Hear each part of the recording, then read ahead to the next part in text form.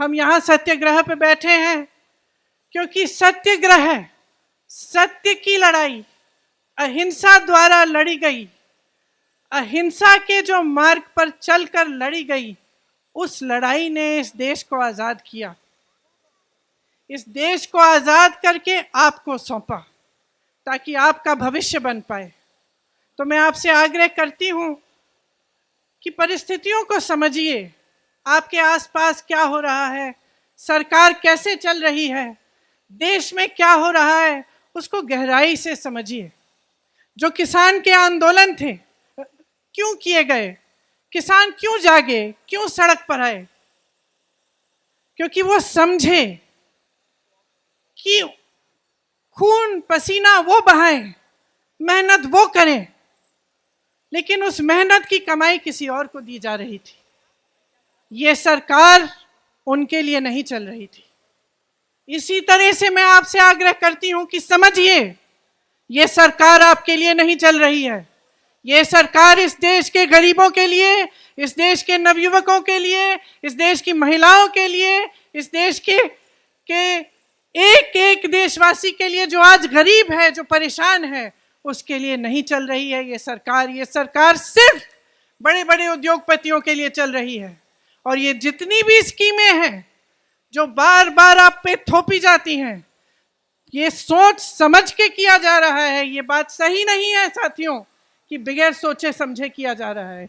ये सोच समझ के इसलिए किया जा रहा है क्योंकि इस सरकार का सिर्फ एक मकसद है, सत्ता में रहना।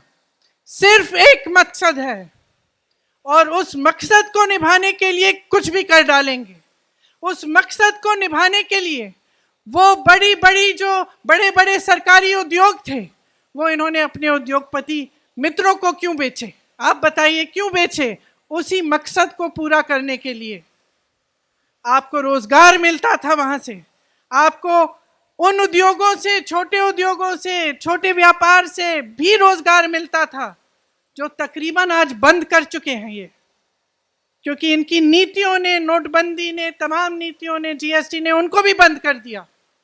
और आज सेना जिसकी भर्ती में का सपना आप देखते हैं, आप अपनी देश की सुरक्षा का सपना देखते हैं, अपने भविष्य को मजबूत बनाने का सपना देखते हैं, आप ये सपना देखते हैं कि बड़े होकर आप माँ बाप को का देखभाल करेंगे, सरहद पर जाकर इस देश के लिए अपनी जान देंगे।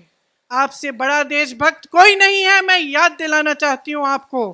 और मैं आपको कहना चाहती हूँ कि जो नकली राष्ट्रवादी हैं और जो नकली देशभक्त हैं, आंख खोलकर उनको पहचानिए। आपके संघर्ष में पूरा देश आपके साथ है, पूरी कांग्रेस पार्टी आपके साथ है। आपने हरिवंश राय बच्चन जी का जिक्र किया, उस कविता की कुछ पंक्तियां हैं। कवि ने कहा है, वृक्ष हो भले खड़े घने, हो घने हो बड़े, एक पत्र छा मांग मत, मांग मत, मांग मत। वृक्ष हो भले खड़े, हो घने हो बड़े, एक पत्र छा भी मांग मत, मांग मत, मांग मत। तू न थकेगा कभी, तू न थमेगा कभी, तू न झुकेगा कभी, कर शपथ, कर शपथ, कर शपथ। इस कविता का नाम आपने एक ऐसी स्कीम को दे दिया है जो इस देश के नवयुवकों को मार डालेगा।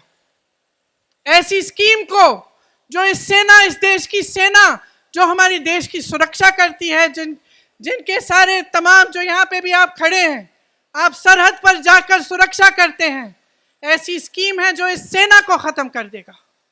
आप इस सरकार को पहचानिए, इस सरकार की नीयत को पहचानिए मेरे भाइयों, मेरी बहनों।